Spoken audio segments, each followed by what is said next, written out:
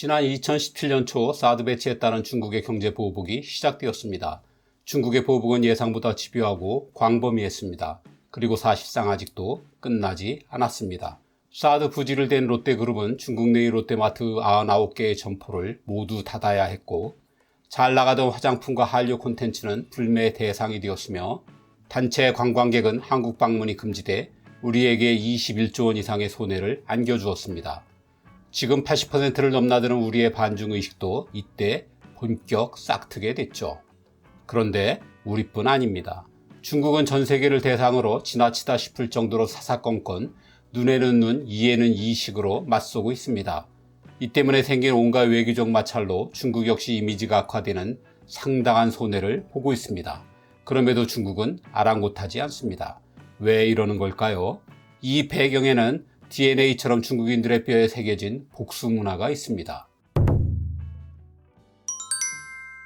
굴묘편시라는 중국의 사자성어가 있습니다. 묘를 파헤쳐 시체에 매질을 한다는 뜻입니다. 우린 좀 섬뜩하지만 중국인들이 정말 좋아하는 복수 이야기죠. 주인공은 춘추시대의 오자서입니다. 원래 초나라 사람인 오자서는 아버지와 형제를 죽인 왕에게 복수하기 위해 적국인 오나라로 망명합니다. 이곳에서 재상이 된 오자서는 15년을 준비한 끝에 초나라를 멸망시킵니다. 그리고 이미 죽은 초나라 왕의 시신을 꺼내 무려 300대나 채찍질을 해댔죠. 우리에겐 엽기적으로 보이지만 중국에서 오자서는 군자의 복수는 10년이 걸려도 늦지 않다며 대단한 영웅으로 추앙받고 있습니다. 중국의 역사서 사기에 등장하는 진나라 예양도 집요한 복수로 영웅이 된 인물입니다. 자신이 모시던 주군이 살해당하자 예양은 이를 복수하기 위해 평생을 바치죠. 그는 우선 자신을 감추기 위해 얼굴에 오칠을 했습니다. 당연히 온나무의 독성으로 얼굴이 검게 썩어 문드러졌습니다. 거기에 원수가 목소리를 알아채지 못하도록 뜨거운 숯을 삼켰죠. 아무리 복수도 좋지만 정말 이렇게까지 해야 하는 걸까요? 예양은 의리와 복수의 화신으로 중국 역사에 남았습니다. 우리도 너무나 잘 아는 고사성어인 와신상담도 결국은 복수 이야기입니다. 오나라의 부차와 월나라의 구처는 쓸개를 핥고 장작더미에서 자는 고통을 견디며 결국 복수의 뜻을 이루었죠. 중국의 복수가 더욱 소름 끼치는 건 앞에서 본 것처럼 아무리 오랜 세월이 걸리더라도 반드시 실행한다는 것입니다. 중국에선 절대 결혼하지 않는 두 성씨가 있습니다. 악씨와 진씨입니다. 송나라의 명장 악비가 재상 진회의 모함으로 죽게 되면서입니다. 이제 그 일이 있은 지 거의 1000년이 되어갑니다. 그런데 지금도 악씨는 진씨와 결혼은커녕 교류조차 하지 않습니다. 이렇듯 중국인들의 원한과 복수심은 우리의 상상 이상으로 참 집요하고 오래갑니다. 원한이 있는데도 갚지 않으면 군자가 아니다라는 중국의 오랜 격언은 21세기인 오늘날에도 여전합니다. 중국 뉴스에선 지금도 심심치 않게 사적인 복수 이야기가 전해집니다. 2000년엔 한 아들이 아버지를 죽인 범인을 찾아 17년간 중국 전역을 뒤진 끝에 마침내 원한을 풀었습니다. 2014년엔 수십 년 전에 자신을 모독했다며 살인을 청부한 50대 여성이 구속되었습니다.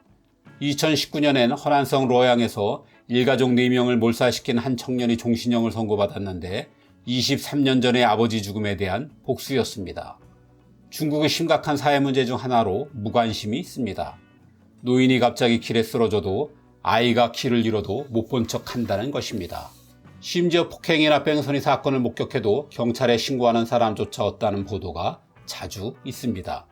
이런 이유 중 하나가 끔찍한 보복을 당할지 모른다는 두려움 때문입니다.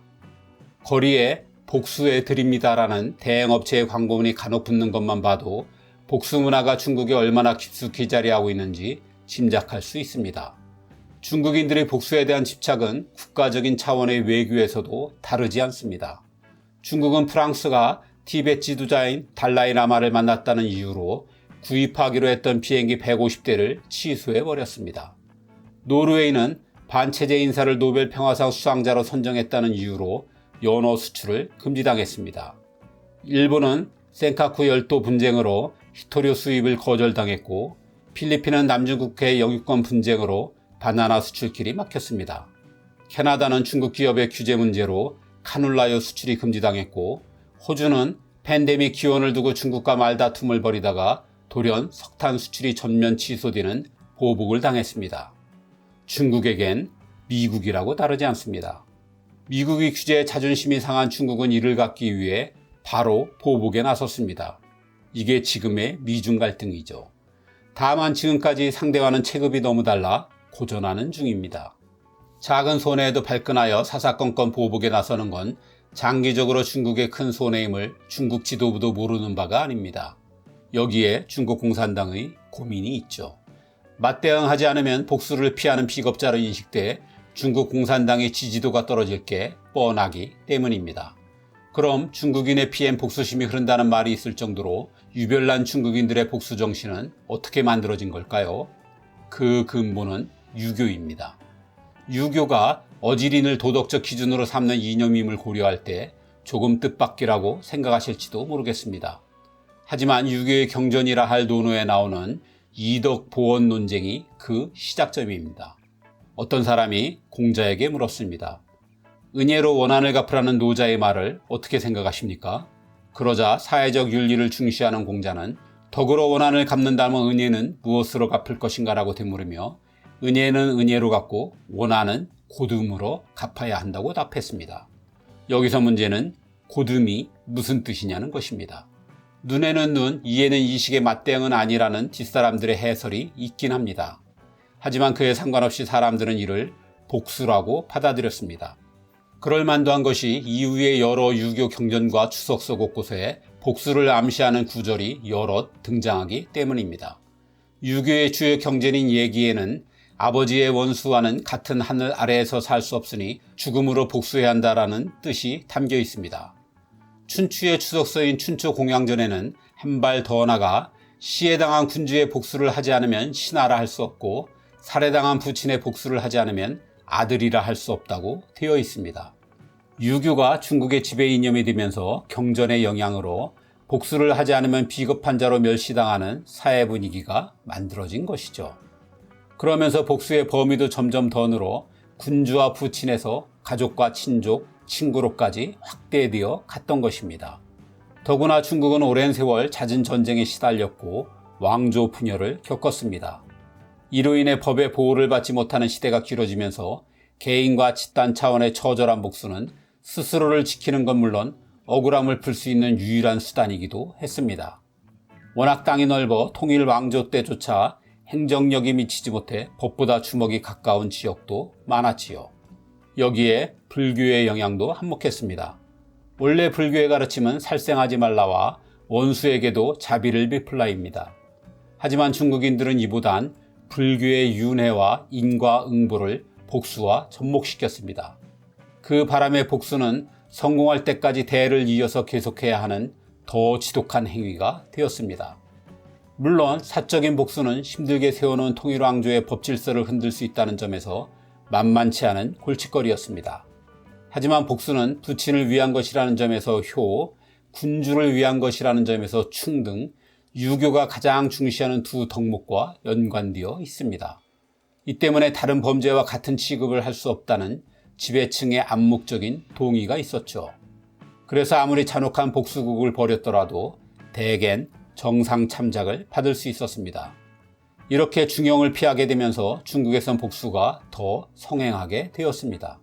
한편 같은 유교권이지만 우린 중국과 좀 달랐습니다. 우선 중국에 비해 땅이 훨씬 좁죠.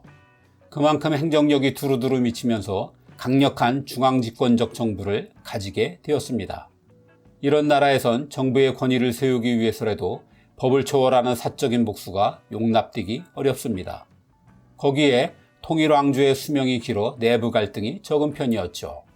그 덕에 공동체 의식이 높아 잔인한 복수극이 벌어질 여지도 적었습니다.